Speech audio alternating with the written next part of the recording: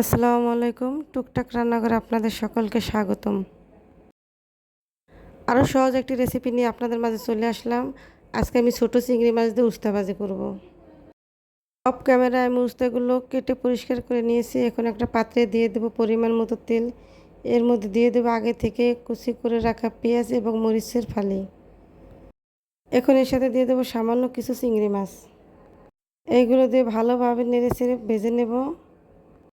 পেঁয়াজটা এমনভাবে ভাজবো যাতে পুরোপুরি ভাজা না হয়। চিংড়ি মাছ তো আমরা অনেকভাবে খেয়ে থাকি, কিন্তু আমার কাছে মনে হয় এই রান্নাটাই সবচাইতে সহজ।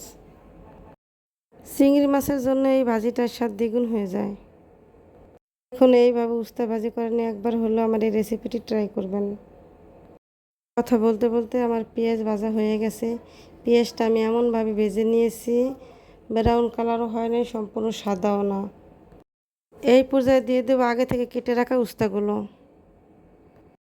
এই পর্যায়ে দিয়ে দেবো সামান্য হলুদের গুঁড়ো এবং স্বাদ মতো লবণ। সব কিছু দিয়ে এখন ভালোভাবে নেড়ে চেড়ে ভেজে নেব। এখন আমি চুলার আঁচটা কমিয়ে দেব। ভাজিগুলো ধীরে ধীরে সময় নিয়ে আস্তে আস্তে ভাজতে হবে।